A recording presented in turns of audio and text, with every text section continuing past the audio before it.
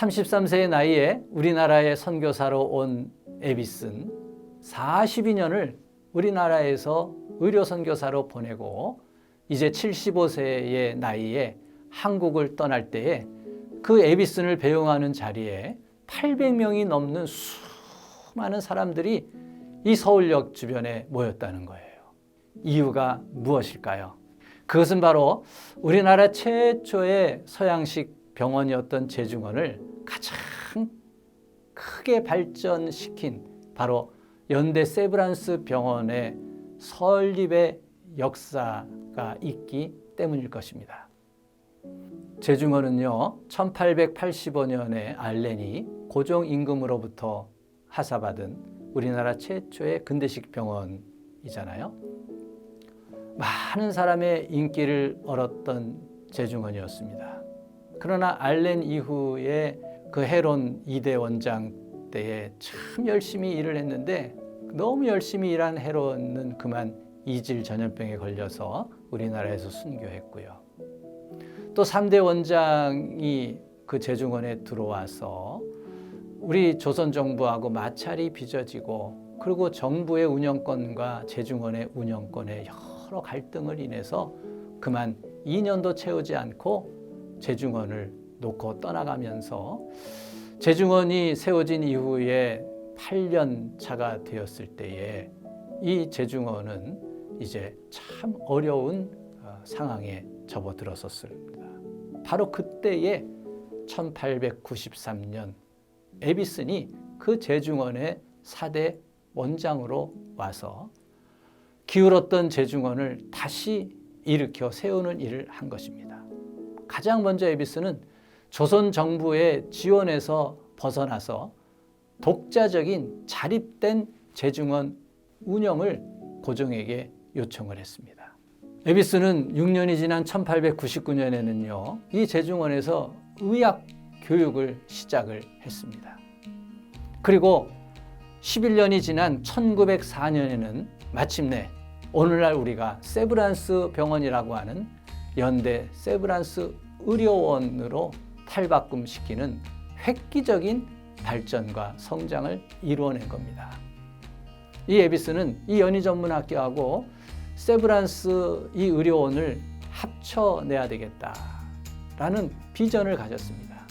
훗날 마침내 연희전문학교와 세브란스 병원이 합쳐지는 연세대학 의과대학이 연세란 이름으로 만들어지게 되었어요.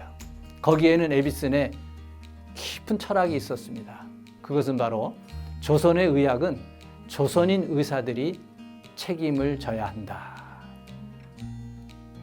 한국인 스스로가 치료를 하고 한국인 스스로가 교육을 할 수 있는 의사를 만드는 일. 이로 인해서 우리나라에 1908년에요. 한국 최초로 의사 면허를 가진 한국인 7명을 이 연세의료원에서 배출하였는데 바로 그때에 그 7명의 한국 의사를 만들어낸 것이 오늘날 세브란스 병원의 역사입니다. 여러분, 이 세브란스 병원이 어떻게 탄생되었는가 참 감동적인 이야기입니다. 우리나라에서 선교하느라고 아주 몸이 쇠약해진 에비슨이 마침 이제 7년 차가 되어서 안식년이 되어서 미국에 들어가서 휴양을 할 수 있게 되었습니다. 그럼에도 이 에비슨은 오직 병원 걱정이었습니다. 어떻게든지 제중원에 낙후된 의료 환경을 극복해내야 되겠다. 그리고 제대로 규모가 있는 병원을 만들어내야 되겠다는 신념을 갖고 있었어요. 그래서 가장 먼저 이 에비슨은 자기 친구인 고든을 찾아가는데 이 고든은 건축가였어요. 이 고든에게 무작정 최신 병원을 설계해달라고 부탁을 합니다. 땅도 없고 돈도 없고 아무것도 없는데도 불구하고 내가 병원이 필요하니 병원 설계도를 그려달라고 요청을 해요. 이 친구 고든이 그 에비슨의 선교의 열정을 알고서는 기꺼이 최신 병원의 설계도를 그려주었습니다. 그 설계도면을 붙잡고 에비슨은 기도를 했습니다. 그런데 놀라운 일이 일어났어요. 그 이듬해인 1900년 4월에 뉴욕 카네기 홀에서 만국 선교대회가 열렸는데 이때 에비슨이 선교에 관한 이야기를 할 수 있는 시간이 있었습니다. 그 단에선 에비슨이 조선의 선교에 참 감동적인 하나님의 일들을 전하면서 손에 번쩍 들어서 병원의 설계도면을 보여주면서 이렇게 비전을 제시했습니다. 조선에는 제대로 된 서양식 병원이 필요합니다. 지금의 병원들은 병원이라 부를 수 없을 만큼 빈약합니다. 간호사조차 없어 한 명의 의사가 모든 것을 운영합니다. 지금 흩어져서 선교 중인 조선의 6군데의 의사들이 함께 모여 일하며 선교할 때에 훨씬 효율적으로 의료 선교 사업이 이루어질 것입니다. 한 멋진 신사가 그 에비슨의 연설에 감동을 받았다고 이 에비슨을 찾아옵니다. 그는 미국 스탠다드 오일 사장인 루이스 세브란스 장로였습니다.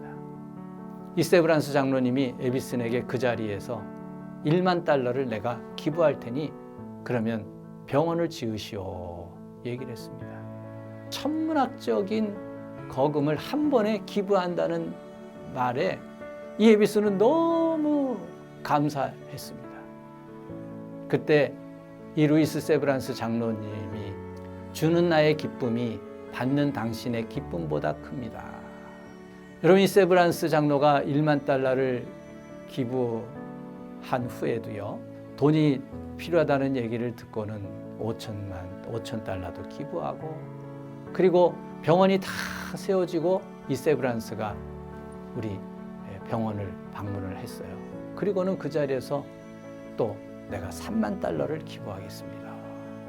이렇게 주는 것을 기뻐한 세브란스 장로, 사도행전 20장 35절에 쓰여져 있는 말씀이죠. 주 예수께서 친히 말씀하신 바 주는 것이 받는 것보다 복이 있다 하심을 기억하여야 할지니라. 그 말씀을 붙들고서 주는 자로 살았던, 기부하며 살았던 세브란스 장로. 근데 이 세브란스 장로가 정작 죽었을 때는요, 그 갑부가 자기 명의의 집 한 채도 남기지 않았대요. 그리고 그의 수첩에는 아직도 앞으로 자기가 기부하고 도와줘야 될 사람들의 목록이 수두룩하게 적혀 있었다고 합니다.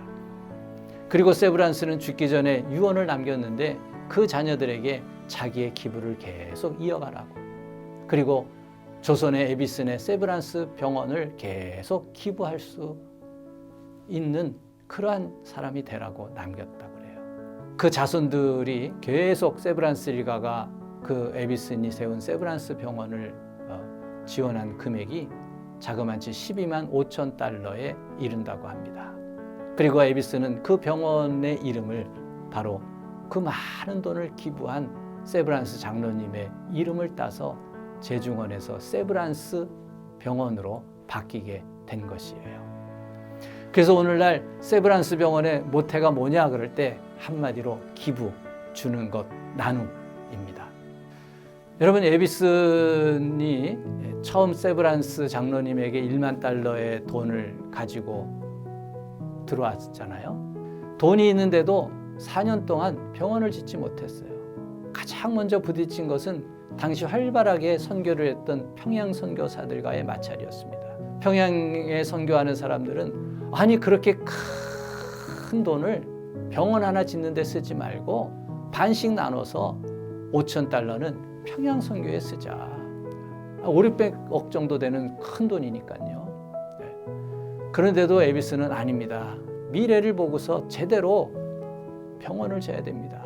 고종이 그 얘기를 듣고서 그럼 우리나라가 그 병원 지을 대지를 기증해 주겠다라고 약속을 했는데 계속 차일피일 지연이 되고 안 되는 거예요. 우리나라가 국내적으로 어려운 상황이었기 때문에 땅을 쉽게 줄 수가 없었습니다. 그러자 이 에비슨은 조선 정부를 의지하지 말고 우리 자력으로 짓자. 그래갖고는 바로 서대문 밖에 복숭아 밭을 사서 건축을 시작을 하게 된 거예요. 그런데도 건축 허가가 또 나질 않았습니다. 고종의 그 마음과 달리 조선에서 일하는 사람들이 그런 것에 대한 허가가 쉽지 않았어요. 건물을 짓는데 배관 문제, 하수 문제, 왜냐하면 생전 처음 지어보는 최신식 건물이니까. 그리고 건축 자재, 또 건축을 하는 업자들이 달라붙었다가 포기하고 여러 가지 우여곡절이 많았습니다. 그럼에도 불구하고 에비스는 추수감사 주일에 추춧돌을 놓으면서 하나님께 예배를 드렸습니다. 하나님께서 이 병원을 세워달라고. 그런 에비슨의 기도와 노력을 통해서 마침내 모든 난간을 뚫어내고 1904년 9월에 지상 2층, 지하 1층, 당시 40병상의 한국 첫 근대식 건물로 된 최신식 병원인 세브란스가 탄생이 되었습니다. 여러분, 이렇게 40병상으로 시작된 세브란스 병원이요, 2024년 현재의 기록에 보면 2499병상을 갖고 있어요. 그 숫자는 한국 병원 중에 2위입니다. 그리고 의사 수가 1157명, 우리나라 한국병원 랭킹 4위입니다. 흔히 빅5라고 하는 5손가락에 꼽는 병원 중에 하나인 세브란스 병원이 되었습니다. 지금 세브란스 병원을 가시면은 재활병원이 가장 그 초입에 쉽게 접근할 수 있게 되어져 있어요. 그런데 그 재활병원 들어가는 입구 왼쪽 옆에 보면 비석이 하나 새겨져 있어요. 그 비석을 가만히 읽어보면 이런 글이 써 있습니다.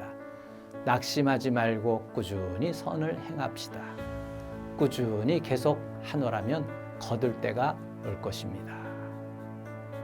1935년 12월에 이제 75세 고령이 되어서 한국 선교를 마치고 떠나갈 때에 마지막으로 예배 시간에 에비슨이 사람들에게 해준 성경 말씀입니다. 에비슨 선교사는 세브란스 병원을 평생 키워가면서 갈라디아서 6장 9절의 말씀 가슴에 품고 살았습니다.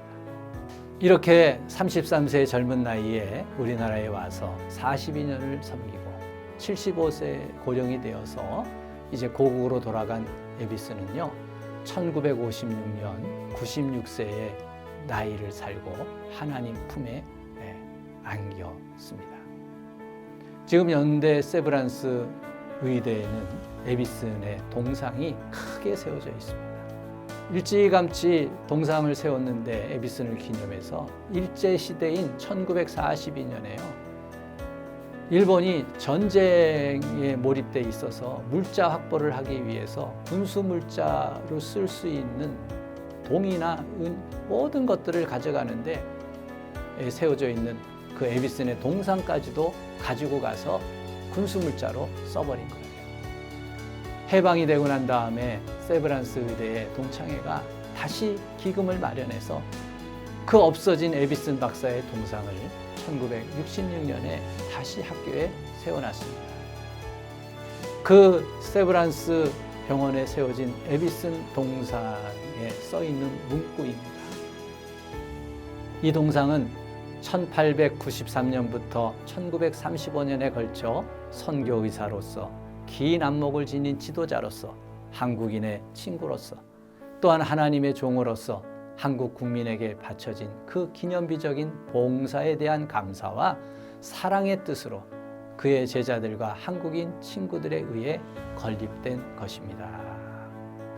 여러분, 끝으로 에비슨이 1929년 신문기자와 인터뷰한 이야기를 소개하고 마치려고 합니다. 기자가 질문했죠. 에비슨에게 얼마나 고생이 많으셨느냐. 그때의 그 기사에 실린 에비슨의 대답입니다. 네? 무슨 고생이요? 오늘까지 조선에 온 일에 큰 잘못 없이 무사히 지냈고 조선을 위하여 힘쓰는 의사를 매년 수십 명씩 내보내게 된 것을 기쁘게 여기고 감사할 따름입니다. 늘 선을 행하면서 피곤치 않고 지치지 말고 꾸준히 하자. 그 안에는 늘 하나님에 대한 감사와 기쁨을 가지고 살아간 사람. 그 사람이 바로 에비슨 선교사였습니다.